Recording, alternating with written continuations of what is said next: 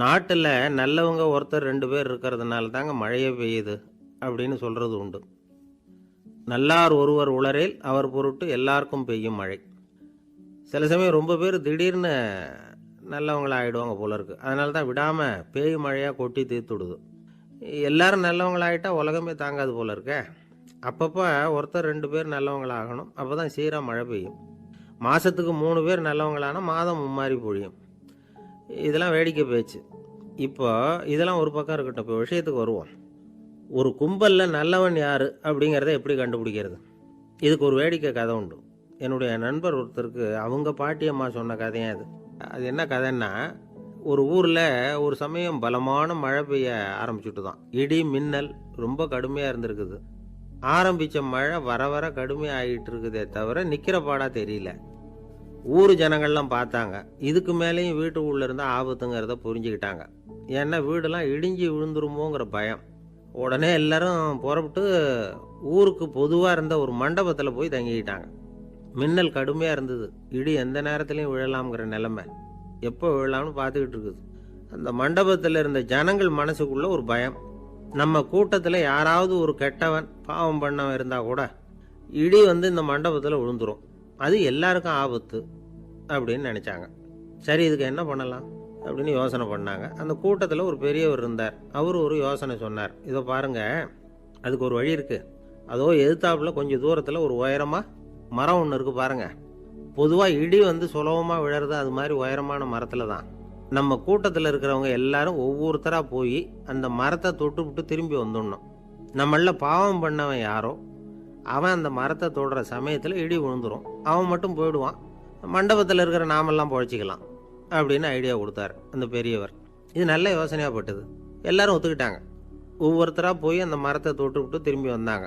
இடி எதுவும் விழலை. இன்னமும் பாவம் பண்ண ஆசாமி அதை போய் தொடலை போல இருக்கு அப்படின்னு நினச்சிக்கிட்டாங்க. ஒவ்வொருத்தராக போகிறாங்க. எல்லாரும் போய் தொட்டு விட்டு வந்தாச்சு. இன்னும் ஒரே ஒரு ஆசாமி தான் பாக்கி. கடைசியாக இருந்த அந்த ஆள் பயந்துட்டான். இது வரைக்கும் இடி விழலைன்னா இப்போ என்ன அர்த்தம்? இப்போ நாம தான் பாக்கி, நாம தான் தப்பு பண்ண ஆள் போல இருக்கு அப்படின்னு நினச்சிட்டான். அதனால் துணிச்சலாக போய் தொடுறதுக்கு பயந்தான். தயங்கிக்கிட்டே இருந்தான். இருந்தாலும் மற்றவங்கள்லாம் சும்மா இருப்பாங்களா? கட்டாயப்படுத்தி கழுத்தை பிடிச்சி தள்ளாத குறையா அவனை தள்ளி விட்டாங்க. போய் தொட்டுட்டு வாடான்னு. அவன் நடுங்கிக்கிட்டே போய் அந்த மரத்தை தொட்டான். அதே வினாடி ஒரு பயங்கரமான மின்னல் இடி விழுந்துட்டுது. எங்கே விழுந்தது தெரியுமா? அந்த ஆள் மேலே இல்லை, மண்டபத்தில் விழுந்தது. மண்டபத்தில் இருந்தவங்க பூரா காலி. அந்த ஒரு ஆள் மட்டும் பொழைச்சிக்கிட்டான். இந்த ஒரு ஆளை காப்பாற்றுறதுக்காக தான் இடி மண்டபத்தில் விழாமல் இருந்திருக்குது. இதுதான் கதை. அதனால் நல்லவங்க எப்படியும் தப்பிச்சுக்குவாங்க அப்படிங்கிறது ஒரு நீதி. ஒருத்தன் அப்படி தான் தெருவில் நடந்து போய்கிட்டு இருந்தான். ரொம்ப நல்லவன். எதிரில் ஒருத்தன் சைக்கிளில் வந்துக்கிட்டு இருந்தான். அதில் மோதி இவன் கீழே விழுந்துட்டான். சைக்கிள்காரன் உடனே இறங்கி இவனை தூக்கி விட்டான். இவன் எழுந்திரிச்சு அவனை முறைச்சி பார்த்தான். அப்படி பார்க்காதீங்க சார், நீங்கள் ரொம்ப புண்ணியம் பண்ணியிருக்கீங்க. அதுதான் இப்போ சைக்கிளில் மோதிக்கிட்டீங்க அப்படின்றான். என்ன அப்படி சொல்கிறேன் நான்? இவன் 10 நிமிஷத்துக்கு முன்னாடி நான் லாரி ஓட்டிகிட்டு வந்தேன்.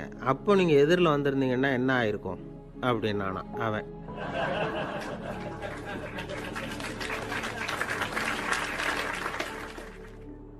எனக்கு அதிர்ஷ்டமே இல்லை சார் அப்படின்னார் ஒருத்தர். ஏன் அப்படி சொல்கிறீங்கன்னு கேட்டோம். வியாபாரம் பண்ணலாம்னு ஒரு கடை வச்சேன். வேண்டிய போட்டவங்க கூட என் கடையில் எதுவும் வாங்க மாட்டேங்கிறான். எல்லாரும் அடுத்த கடைக்கு தான் போகிறான் அப்படின்னு சொல்லி ரொம்ப அழுத்துக்கிட்டார். இதுக்கு போய் அதிர்ஷ்டம் இல்லைன்னு சொல்லாதீங்க. வாடிக்கையாளர்களை கவர்றது எப்படிங்கிறது உங்களுக்கு தெரியல, அதுதான் குறை அப்படின்னும். சார், உங்களுக்கு தெரிஞ்ச அந்த ரகசியத்தை எனக்கும் கொஞ்சம் சொல்லி கொடுங்களேன் அப்படின்னார். சரி, உங்கள் காதை இப்படி கொடுங்க அப்படின்னு சொல்லி அது சம்பந்தமாக பெரிய வல்லுநர்கள் சொல்லியிருக்கிற கருத்துக்களை அவர்கிட்ட சொல்ல ஆரம்பித்தோம். அதாவது இந்த வாடிக்கையாளர்களை கவர்றதுக்கு வல்லுநர்கள் பல ஆலோசனைகளை ஏற்கனவே சொல்லி வச்சுருக்கிறாங்க. அது சம்மந்தமாக அனுபவப்பட்டவங்க. அதை தெரிஞ்சு வச்சுக்கணும். அதாவது கடை வச்சுருக்கிறவங்க எல்லாரும் இதை கொஞ்சம் காதில் வாங்கி வச்சுக்கணும். எதை இப்போ சொல்ல போகிறத. எப்பவும் பணத்தை சம்பாதிக்கிறதுலையே குறியாக இருக்கக்கூடாதான். அதை விட முக்கியமாக நீங்கள் சம்பாதிக்க வேண்டியது வாடிக்கையாளர்களுடைய மன நிறைவு. வர்றவங்க திருப்தியோடு போகணும், அது முக்கியம். அதில் கவனமாக இருக்கணும். கடைக்கு வர்ற ஒருத்தர் ஏதாவது ஒரு குறை சொல்கிறாருன்னு வச்சுக்கோங்க, அதை அலட்சியப்படுத்தக்கூடாது. ரொம்ப அக்கறையோடு அதை காது கொடுத்து கேட்கணும். அப்படியா சார், அதை நான் அவசியம் கவனிக்கிறேன் அப்படின்னு சொல்லணும். ஒருத்தர் வரார், சார், நேற்றுக்கு உங்கள் கடையில் இதை நான் வாங்கிட்டு போனேன், வீட்டில் இது வேணான்னு சொல்லிவிட்டாங்க, அது திருப்பி கொடுக்கறதுக்காக தான் வந்திருக்கிறேன் அப்படின்னு சொல்லி திருப்பி கொடுக்குறாரு. உடனே நீங்கள் முகம் சுளிக்கக்கூடாது, எரிச்சல் படக்கூடாது. வழக்கம் போல் நிதானமாக முகம் மலர்ச்சியோடு அதை திருப்பி வாங்கிக்கணும். இவ்வளவு ரூபாய்க்கு சாமான் வாங்கினா இந்த ஸ்பூன் அன்பளிப்பு, இப்படி ஏதாவது கொடுக்கலாம். பண்டிகை காலங்கள்லேயும் பொருள்கள் வாங்குறவங்களுக்கு இப்படி ஏதாவது பொருத்தமாக ஒரு அன்பளிப்பு கொடுக்கலாம். நீங்கள் கொடுக்கறது ஒரு சர்வசாதாரணமான பொருளாக இருந்தால் கூட அது வாங்குற ஒரு மனசில் ஒரு மகிழ்ச்சியை ஏற்படுத்தும். எதுவும் உங்களால் கொடுக்க முடியலன்னா உங்கள் முகம் நிறைஞ்ச சிரிப்பையாவது கொடுங்க, அது போதும். உங்கள் கடையில் இல்லாத ஒரு பொருளை வாடிக்கையாளர் கேட்குறார், உடனே இல்லைன்னு முகத்தில் அடித்தது மாதிரி சொல்லிடக்கூடாது.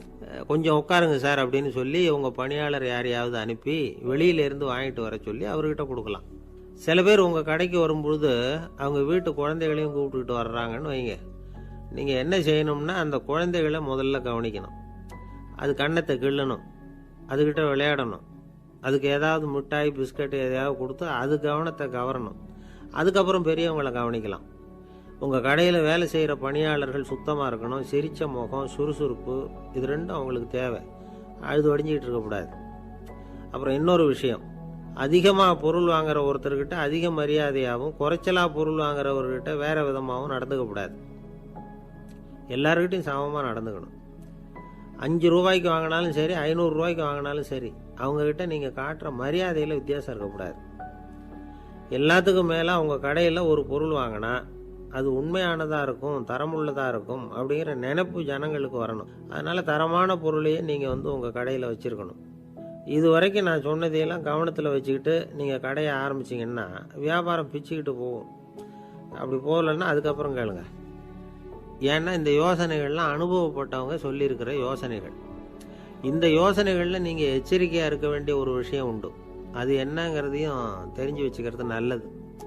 என்னுடைய நண்பர் ஒருத்தர் வந்தார். சார், உங்கள் யோசனையை கேட்டதுனால நான் ஒரு அறை வாங்கினது தான் மிச்சம்னார். என்ன ஆச்சுன்னு கேட்டேன். எங்கள் கடைக்கு ஒரு பெரிய அம்மா குழந்தைய தூக்கிட்டு வந்தாங்க சார். உங்கள் யோசனைப்படி அந்த குழந்தையோட கன்னத்தை கிள்ளணும்னு முயற்சி பண்ணினேன். திடீர்னு அந்த நேரம் பார்த்து அந்த குழந்தை தலையை குனிஞ்சிக்கிட்டுது. என் கையை குழந்தையோட கன்னத்துக்கு பதிலாக அதை தூக்கிட்டு வந்தவங்க கன்னத்தை கிள்ளிவிட்டுது. அதுதான் அப்படி ஆயிட்டுது அப்படின்னார், கன்னத்தை தடவிக்கிட்டே.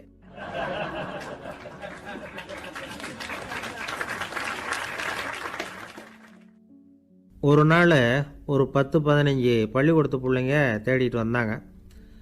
உங்களை பார்த்துட்டு தான் போகணும், அதுக்காக தான் வந்திருக்கோம்னாங்க. என்ன விஷயம்னு கேட்டோம். நாங்கள்லாம் கூடி ஒரு முடிவு பண்ணியிருக்கிறோம், அதை உங்ககிட்ட சொல்லணும் அப்படின்னாங்க. அதுவும் ஒரு வாண்டு பையன் அதை சொன்னான். என்ன முடிவு அது அப்படின்னு கேட்டோம் ரொம்ப ஆர்வமாக. அதை இப்போ சொல்ல மாட்டோம், எங்களுக்கு பிடிக்கிற மாதிரி ஏதாவது ஒரு தகவல் சொன்னால் அதுக்கப்புறம் நாங்கள் அதை சொல்கிறோம் அப்படின்னா அந்த வாண்டு பையன்.